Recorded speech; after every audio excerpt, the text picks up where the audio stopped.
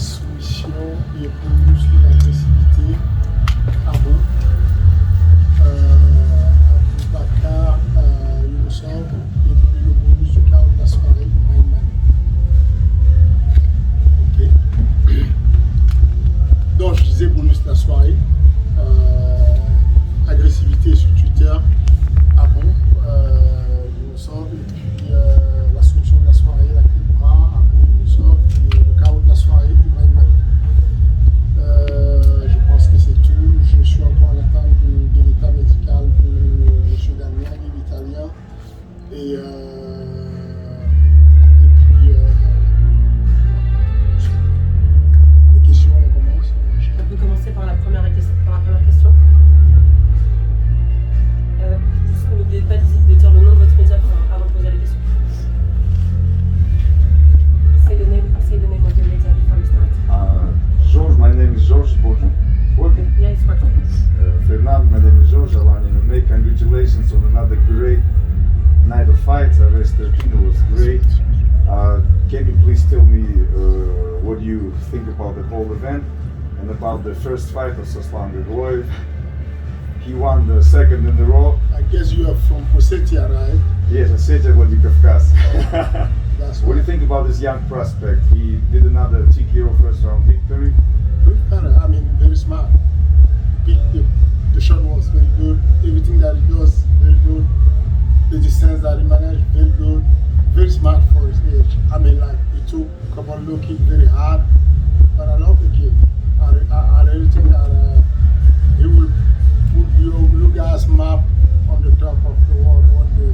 What future holds for this young man? And another question, you just came back from Las Vegas, and what your plans, did it motivate you more? What you expecting from Cyril? What's your plan? Because we're waiting for belt to come to Paris, one day in heavyweight.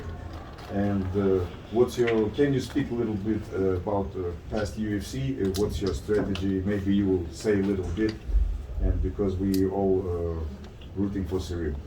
First of all, disappointed, Cyril disappointed, and then we are back. We suck it up, and then we are back to the gym, training, and that's it. Nothing special. We'll be training and then looking forward for the next step, which is probably in 6 months.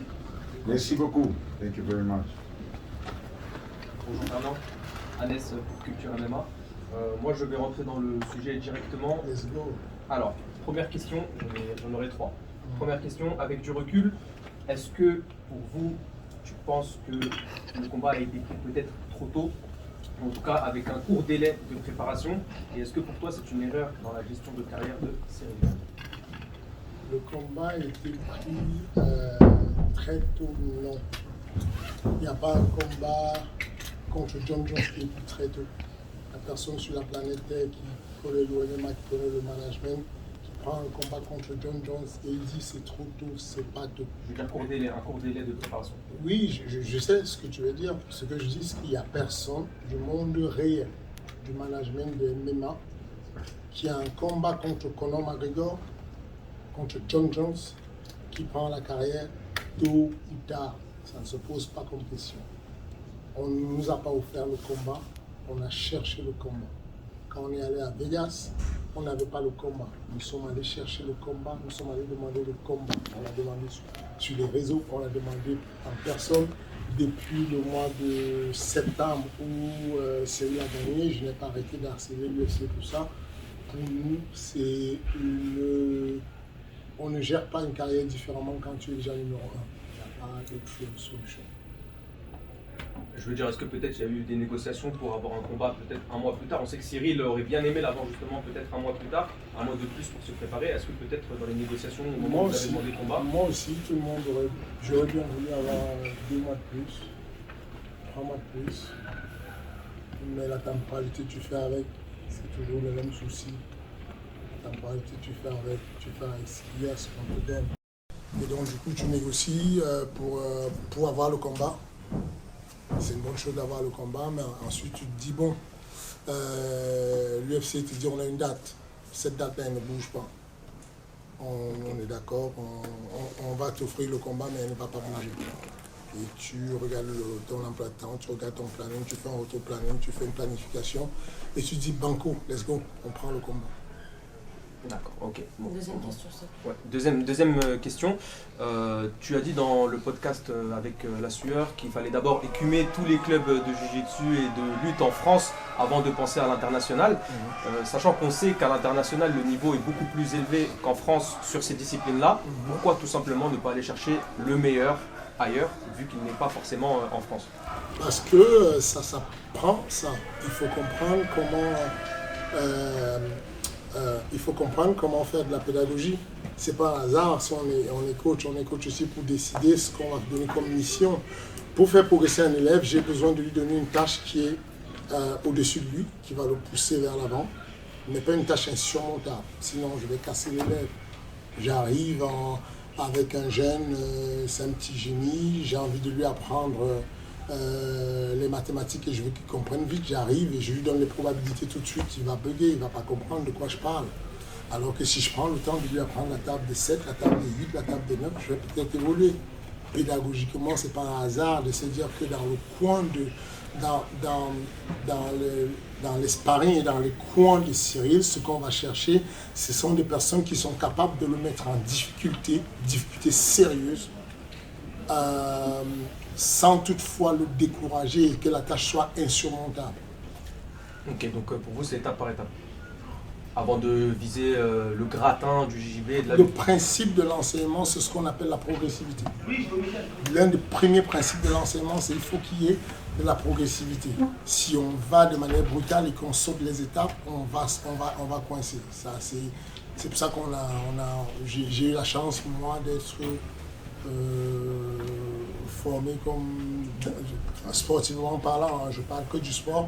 J'ai eu la chance d'être formé ici et ce qu'on nous apprend, la base de ce qu'on nous apprend, c'est ça à l'éducation, c'est de dire que si tu as envie d'apprendre, quelle que soit la tâche que tu vas apprendre, un adulte, un pro, un gamin, il faut qu'il y ait de la progressivité. Et je dis encore, Selim Khan, le lutteur qui est 6 fois champion de France, il met sérieusement en difficulté Cyril. Pourquoi je vais aller chercher le plus grand lutteur du monde, champion olympique, alors qu'il ne gère même pas encore Selim Khan? C'est une affaire de rapport, de se dire que je vais chercher ça. Ensuite, on va prendre un mec de sol, déventé, c'est très chaud pour Cyril. C'est même très chaud, même pour la plupart des personnes. Je ne suis pas sûr qu'à un match de grappling, que John Jones puisse battre déventé. Et donc, du coup, pourquoi je vais aller chercher Gordon Ryan? Pourquoi je vais aller chercher Gordon Ryan? Juste pour dire, j'ai pris le plus grand. Pour faire quoi? Il ne va rien comprendre, il ne va rien voir. Ça pas des... Donc, je respecte la progressivité au monde. Troisième question, s'il te plaît. Ouais, dernière question. Du coup, pour rentrer clairement sur la performance, comment tu peux expliquer que Cyril ait fait une erreur, ou en tout cas, ça paraît être une erreur aussitôt dans le combat? Je pense qu'ici, personne ne s'attendait. Peut-être que le combat était très serré, peut-être que des personnes voyaient Jones vainqueur, mais un combat qui se finit aussitôt, personne ne voyait ça. Tout le monde est quasiment déçu et surpris de la performance de Cyril. Comment tu expliques cette débâcle, pour utiliser un terme qui définit clairement la performance? C'est multifactoriel. Je ne sais pas ce que... bien malin sera celui qui peut dire avec précision quels sont les facteurs qui ont fait qu'il n'y ait pas de la performance. Ce que je sais aujourd'hui, c'est que c'est un sport de combat. En sport de combat, on a ce côté-là de casualité qu'on n'a pas, qu'on ne peut pas mesurer, qu'on ne peut pas quantifier. Et vous avez regardé, vous êtes des habitués de l'UFC, vous savez aujourd'hui qu'il y a des combats où on ne comprend rien, où José Aldo arrive et puis on dit mais comment ça se fait qu'il est... Non, on ne comprend pas. Le jour-là, il n'était pas bien, le jour-là, le coach n'était pas bien, le jour-là, peut-être l'équipe n'a pas été performante. Qu'est-ce que Voilà quoi, c'est multifactoriel. Ça, on va spéculer, on va dire un peu de tout, mais il y a peut-être que il n'était pas bien, il y a peut-être que il a été distrait, il y a peut-être que finalement il a été stressé, il y a peut-être que John Jones a été très fort. C'est complètement... Il faut être un magicien pour déterminer ça. Je ne sais pas faire ça. Fernand, bonjour, bonsoir. Monsieur Ismaël, comment ça va? Ça va et vous, monsieur Fernand? Magnifique, ça va. Le nom de ton média. Ouais, Ismaël pour Pugila. Donc, suite à la défaite de Cyril Gane dans une émission de King and the G, tu fais de nombreux parallèles entre toi Trevor Whitman, qui a pu échouer avec Rosa Mayunas ou encore Kamaru Usman, mais aussi avec Eugene Verman, qui a pu échouer avec Israël Adesanya. Est-ce que tu trouves vraiment judicieux de te comparer à ces coachs dans la mesure où tu n'as jamais atteint l'or mondial, c'est pas méchant, mais tu n'as jamais atteint l'or mondial, là où eux peuvent justifier et atténuer leur échec auprès du grand public par le fait d'avoir déjà touché à cette fameuse ceinture incontestée de l'UFC et même à plusieurs reprises. Là où toi et Cyril Gane, bien qu'ayant atteint la ceinture intérimaire, avaient subi 2 échecs, dont le plus récent face à John Jones, qui résonne comme une réelle humiliation en moins de 2 minutes, dans un domaine que tout le monde attendait et qui vous avait déjà fait défaut lors de votre précédent title shot face à Francis Ngannou, c'est-à-dire la vie. Est-ce qu'il y a quelqu'un ici dans la salle qui partage l'idée que perdre un combat contre le GOAT, John Jones, est une humiliation? Est-ce que vous pouvez m'aider? Est-ce qu'il y a... Aidez-moi, peut-être je ne comprends pas. Est-ce que vous pouvez lever là? Ici, il y a quelqu'un qui pense que si je suis battu, toi aussi? Moi, je pense pas que c'est forcément une humiliation, mais je veux dire la performance en soi, dans l'absolu, sachant qu'il y a plusieurs inconnus autour de John Jones, notamment la montée en catégorie, l'absence, etc. Et surtout connaissant Cyril et connaissant, je veux dire, le coaching que tu peux lui apporter et la préparation que tu peux lui apporter pour un tel combat, je trouve que ça peut résonner comme une humiliation. On attendait beaucoup de Cyril en fait, on espère beaucoup de lui et on connaît son niveau. C'est pour ça que je peux sentir ça comme une humiliation, la performance de John Jones. Ok, donc on est d'accord que là dans la salle, il y a une vingtaine de personnes, et il y a 2 personnes qui ont trouvé que c'est une humiliation. On est d'accord que personne d'autre ne peut trouver que c'est une humiliation, non? C'est pas une humiliation, c'est étonnant. Merci. Que ce soit aussi rapide, c'est ça qui nous a déçus. On va avancer, ne vous inquiétez pas, j'avais une question. La carrière de John Jones, c'est sa victoire la plus facile. On va y arriver. Ne vous inquiétez pas.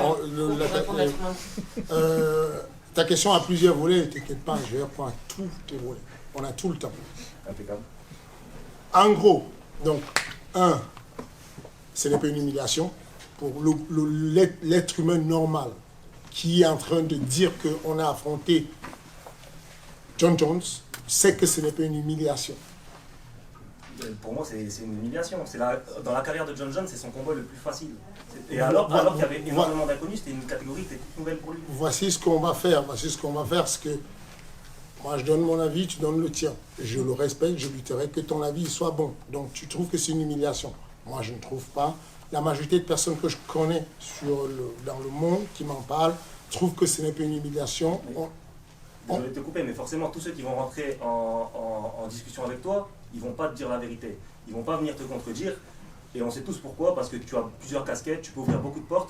Et je pense que personne ne va réellement rentrer frontalement avec toi pour te dire que c'était une humiliation. Mais quand tu dis que c'est la majorité des gens... Je ne dis pas trop de choses à la fois. Non, mais tu dis que c'est la majorité des gens comme si... Mais quand il faut qu'on réponde, tu veux qu'on se chamaille, tu veux qu'on s'insulte? Est-ce qu'on peut se concentrer sur une question? Enfin, une question, on y avance, ne t'inquiète pas. Je n'ai même pas encore répondu à ta question, tu t'enflammes déjà.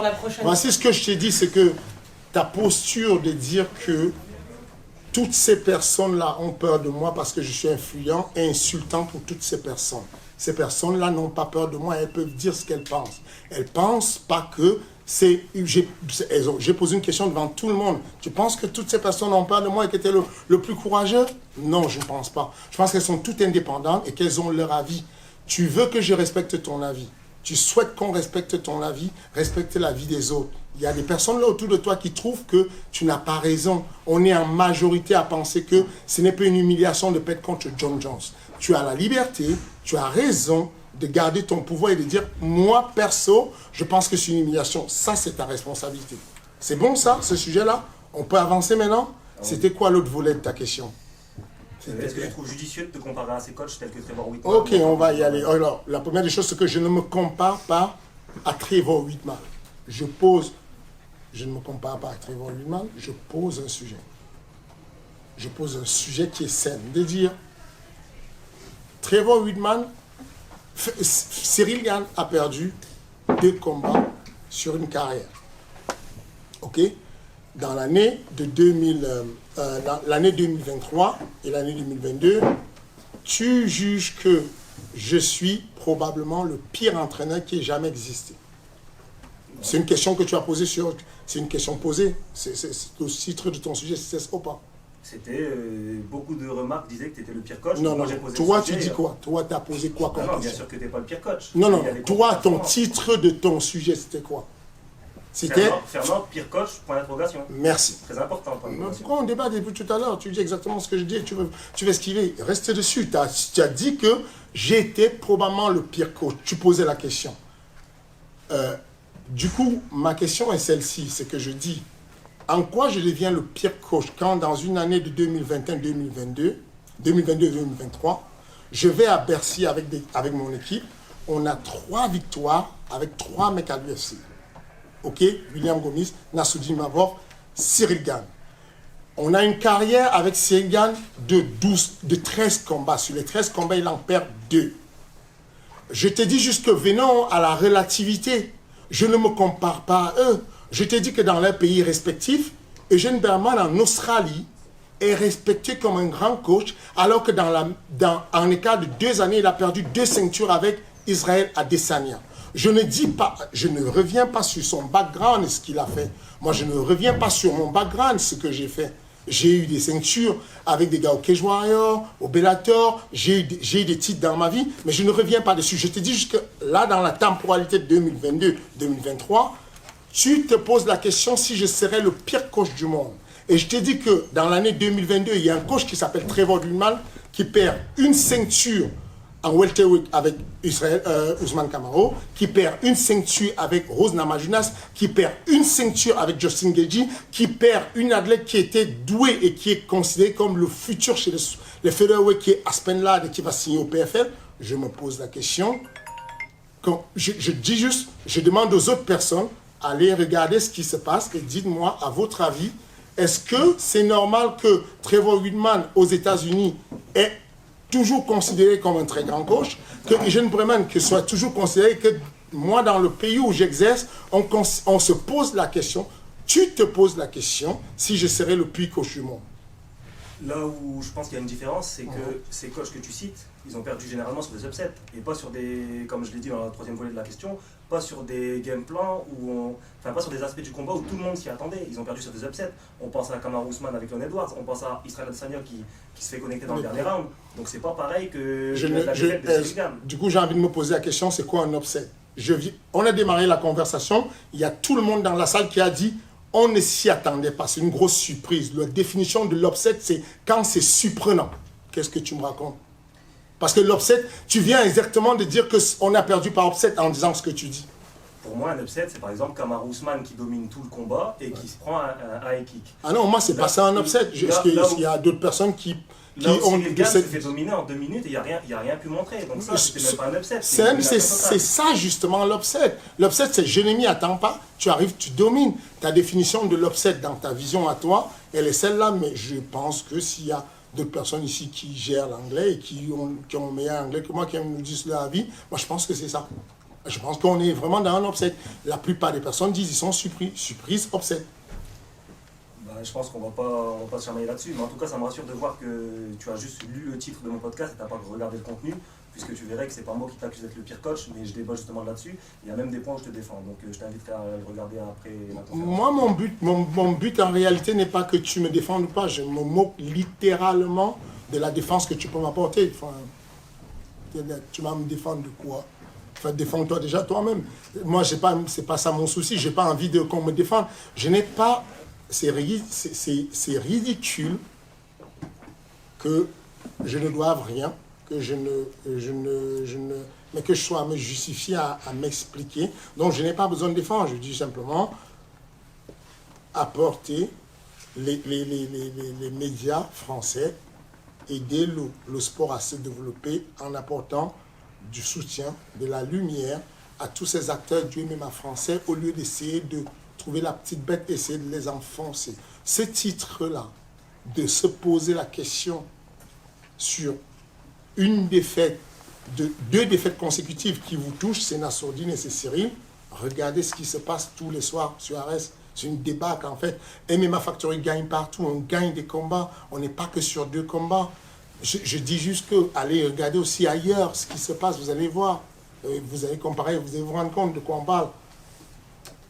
Okay. Next. Bonsoir Fernand, c'est Delabedi, c'est le sport. On a parlé beaucoup de Cyril, etc. Mais moi je voulais savoir comment toi tu as vécu cette nouvelle désillusion de ne pas pouvoir atteindre le titre. Est-ce que moralement, tu as été atteint et est-ce que tu digères cette défaite? Oui, j'ai été touché.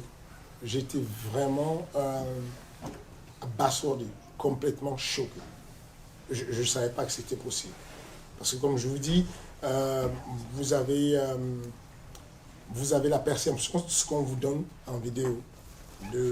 Quand on a envie de faire, on nous demande, quand les community managers nous demandent un contenu, ce qu'on fait, une petite série de pattes d'ours, on vous la donne. Parce qu'on ne peut pas se mettre à montrer tout un entraînement et tous les détails de la lutte, du sol et tout ce qu'il y a. Mais je vous promets, c'est très pénible quand vous savez que le gars s'est préparé. Quand vous savez que vous l'avez lutté, vous l'avez vu faire du sol avec des mecs beaucoup plus forts au sol et qu'il a fait des choses incroyables. Quand vous arrivez au combat et que ça se passe aussi vite, je vous promets, c'est pénible. C'est vraiment difficile. Voilà. Donc je l'ai mal vécu, mais je sais avaler la couleuvre et puis je sais avancer et on avance. C'est tout. Il n'y a rien à faire, il n'y a pas à chipoter, on avance. Dernière question, quel va être le futur justement pour Cyril? Quand est-ce qu'il va retourner dans le Probablement en septembre. Probablement il retourne à la compétition en septembre. En tout cas, c'est ce que moi je souhaite. Pourquoi je septembre? pense. Comment? Pourquoi septembre? Pour rien. Pour moi en septembre, parce qu'il y avait une possibilité de juillet, mais je préfère qu'on laisse passer et qu'on ait le temps de développer. Qu'on se développe sérieusement dans les domaines nécessaires et qu'on puisse aller chercher ce dont on a besoin. Je t'en prie. Bonsoir Fernand, Jeep pour la bagarre. Pareil, j'aurais 3 questions à te poser. Je voudrais revenir sur le combat et sur la préparation. Cyril se casse la main lors du dernier UFC en France. Donc il faut un certain temps pour récupérer. En plus, on sait qu'il a des lacunes en lutte, forcément il a la prononciation, etc. Comment tu te dis à ce moment-là, parce qu'il a forcément très peu de préparation, parce qu'il retourne en entraînement pour travailler avec tout ce qu'il a de travailler, en plus de travailler son puissance et tout, c'est-à-dire qu'il doit avoir 3 mois, 2 mois de préparation avant de rencontrer Jones? Entre la guérison de sa main et le combat, il y a eu 3 mois. Donc est-ce que 3 mois, en sachant qu'il a ces lacunes-là, parce qu'on les a vus face à Ganou, là c'est un autre niveau, tu te dis c'est opportun parce que on ne rate pas ce combat-là, mais quelque part, tu y vas, excuse-moi, je fais une vite fait, tu y vas, donc forcément tu vas aussi avec une idée de game plan, je suppose.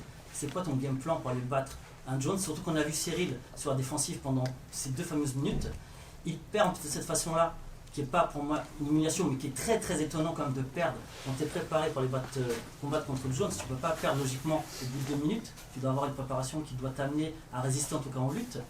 Et ma dernière question, aujourd'hui on voit que chez les lourds, il y a une grosse domination par type. Est-ce qu'on peut faire étape par étape, s'il vous plaît? C'est pas possible, il y a trop de questions. Waouh!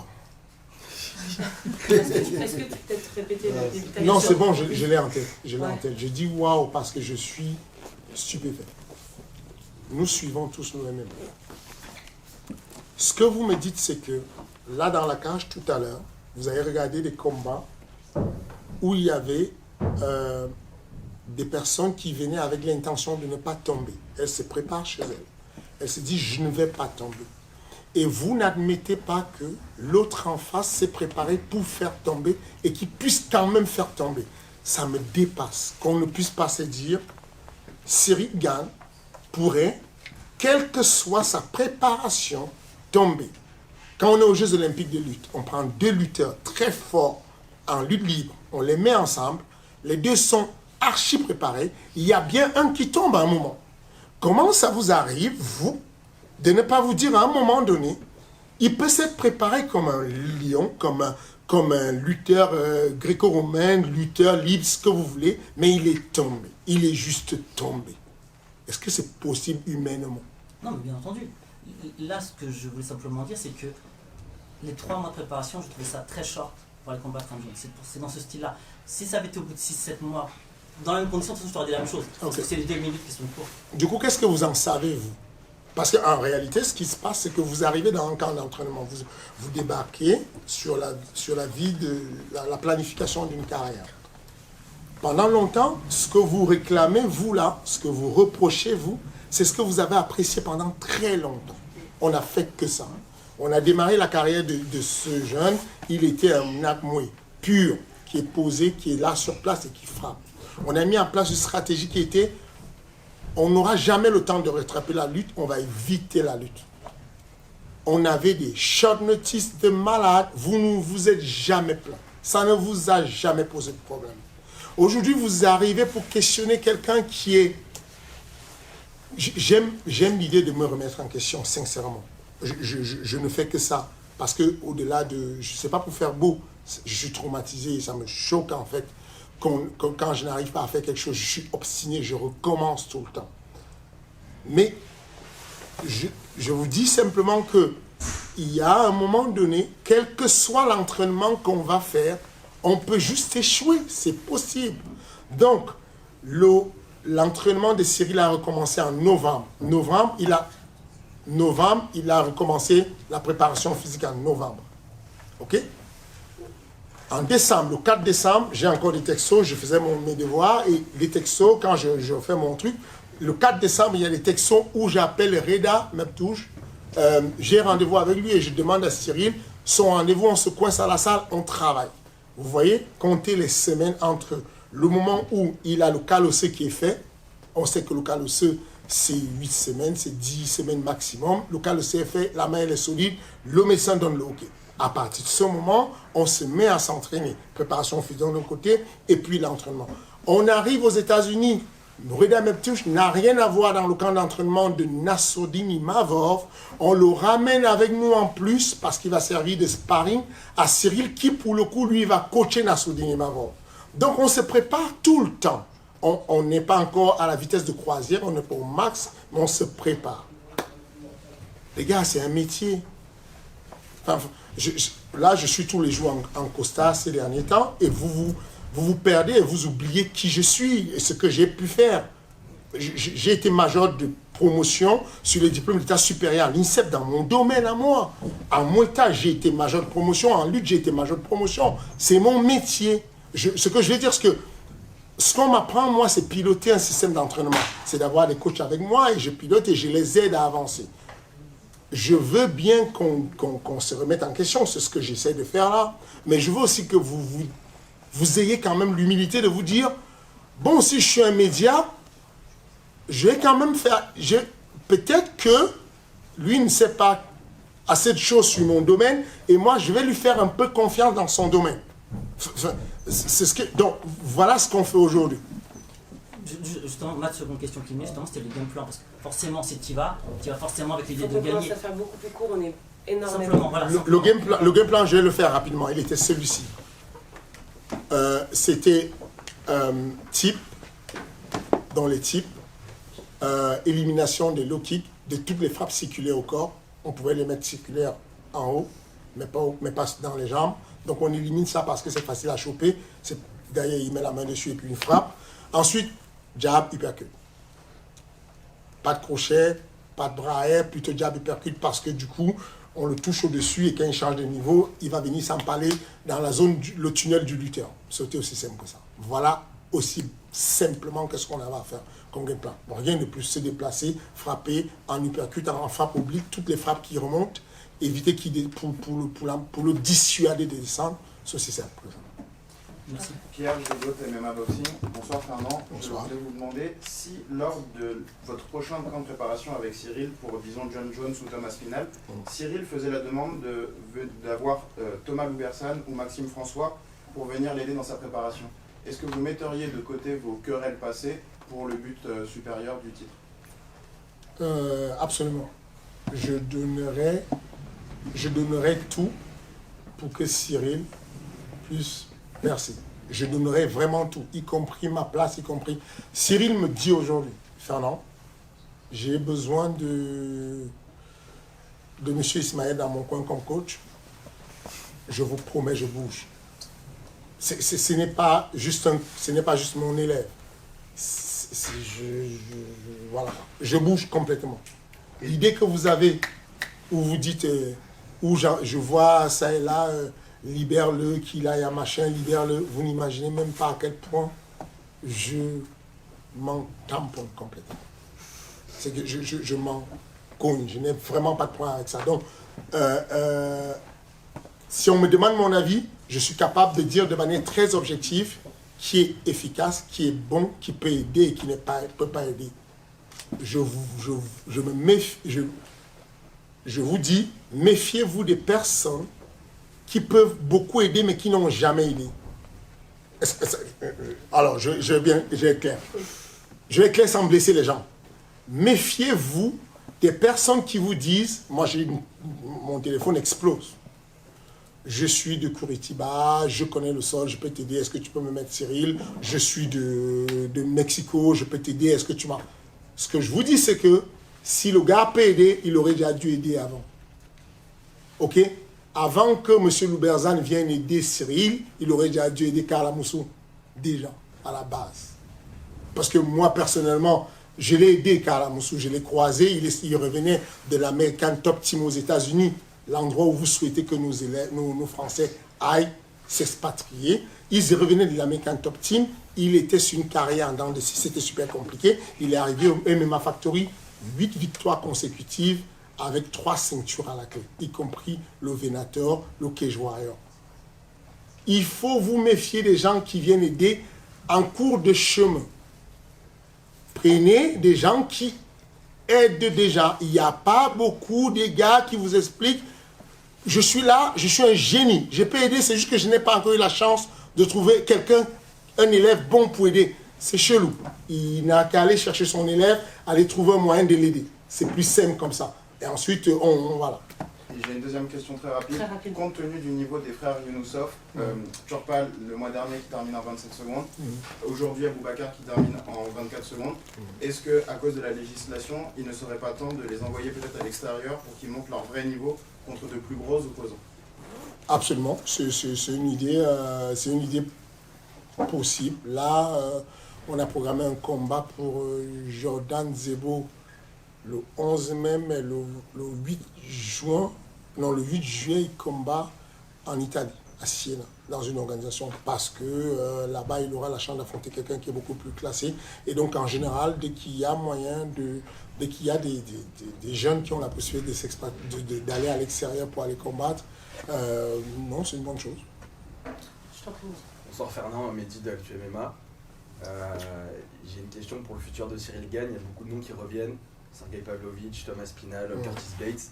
Parmi ces profils, quel serait le meilleur pour Cyril Gane et à l'inverse le pire match-up pour lui? Je pense que le pire match-up pour lui c'est Curtis Blade et le meilleur match-up pour lui c'est Pavlovich. Curtis Blade à cause de la lutte, j'imagine. Curtis Blade à cause de la lutte, Pavlovich il frappe comme un sourd-muet, mais normalement il sait déjà gérer les sourds-muets. Enfin, je veux dire les gens qui frappent comme les sourds. Bonsoir Fernand, Citron Laurent Sport Business Club.